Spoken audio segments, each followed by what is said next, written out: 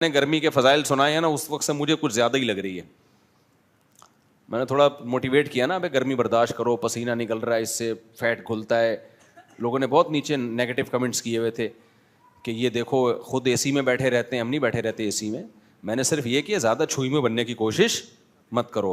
बाकी मेरा मकसद गवर्नमेंट को फेवर करना नहीं था कि जो लोड शेडिंग में मारा हुआ है लोगों को, बताना ये था कि इसको भी इंजॉय करने की कोशिश कर लो। नहीं हो रहा इंजॉय तो कोशिश तो किया जा सकता है ना, क्या ख्याल है भाई? देखो, जिस गम में कुछ फायदे हो ना, उस गम को बर्दाश्त करना आसान होता है, और गम बराए गम हो उसको बर्दाश्त करना मुश्किल होता है। क्या ख्याल है? अब अगर कोई आपको टेंशन मिली है, टेंशन बराए टेंशन ही है, उसका कोई फायदा नहीं है, उससे डिप्रेशन में जाता है आदमी। लेकिन अगर टेंशन में कुछ फायदे छुपे हुए हैं तो वो फायदे सोच के टेंशन कम करना अच्छी बात है या नहीं है? तो मैंने जो गर्मी की फजीलत पर बयान किया था ना, कि इतने पसीने निकल रहे हैं, वो आपकी टेंशन को कम करने के लिए किया था। अपनी टेंशन मेरी वैसे ही सोच के कम खुद ब खुद हो जाती है, उसके लिए मुझे आपको बताने की जरूरत नहीं। तो जब शदीद गर्मी लगे, पसीना निकले, टेंशन हमें भी होती है, आपको भी होती है। एक चीज सोच लिया करो, यार ये पसीना निकलना सेहत के लिए मुफीद नहीं बल्कि इंतहाई मुफीद है। समझते हो कि नहीं समझते? इसके लिए तो डॉक्टर मशवरे देते हैं, जिम जाओ, भागो, दौड़ो। गोरे क्या करते हैं? स्टीम लेते हैं पसीना निकालने के लिए। तुम्हें फ्री फोकट में के इलेक्ट्रिक की तरफ से पसीना मिल रहा है।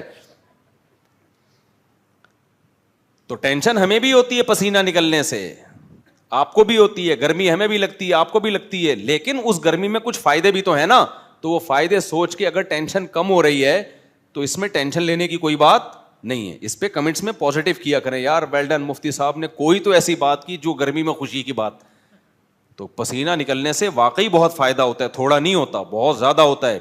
गर्म इलाके के लोगों की उम्रें लंबी होती हैं क्योंकि उनकी बॉडी में फ्लेक्सिबिलिटी ज्यादा होती है। आपको पता है, हार्ट स्पेशलिस्ट डॉक्टर से मैंने सुना, जो आगा खान में बहुत बड़े हार्ट स्पेशलिस्ट हैं, सर्दियों में फालिज, ब्लड प्रेशर, हार्ट अटैक, ये केसेस ज्यादा हैं। समझते हो कि नहीं समझते? सर्दियों में ब्रेन हैमरेज से मरने वाले लोगों का रेशो गर्मियों की निस्बत, बस ये बात कंप्लीट करके टॉपिक पे आ रहा हूं।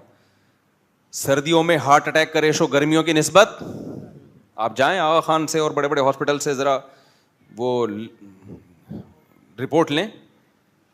सर्दियां जैसे ही आती हैं बीपी हाई, फालिज के अटैक ज्यादा, हार्ट अटैक ज्यादा। क्यों? सर्दियों में जिस्म क्या होता है? खिंचता है। रगें क्या होती हैं? सिकुड़ती हैं। जब रगें सिकुड़ती हैं, बीपी भी हाई होगा, ब्रेन हैमरेज का भी खतरा होगा, हार्ट अटैक का भी खतरा। और गर्मियों में क्या होती है?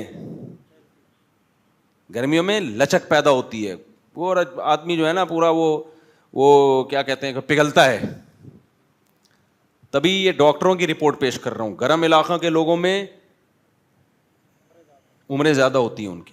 आप कह सकते हो यूरोप अमेरिका में और ठंडे इलाकों में तो बहुत अब गोरों की लंबी लंबी उम्रें हो गई हैं। वो फिर मौसम की वजह से नहीं, उन्होंने अपनी सेहत को मेंटेन बहुत ज़रूरत से ज़्यादा किया हुआ है, बहुत ज़्यादा नाप तोल के खाते पीते हैं। गर्म इलाके के आदमी को इतना ज़्यादा टेंशन की ज़रूरत नहीं होती, समझते हो? खैर, अब हम असले टॉपिक की तरफ आते हैं। तो मकसद सिर्फ ये था कि गर्मी में टेंशन तो हमको भी हो रही है भाई, आपको भी हो रही है, लेकिन कोई टेंशन कम करने की बात हो जाए तो वो अच्छी होती है। समझता है कि नहीं समझता? जब एसी के पैसे ना हो तो फिर ये बातें सोच के क्या किया करो? सब्र किया करो, ठीक है ना? कि हर पसीना निकलने से फायदा ही होता है, नुकसान नहीं होता।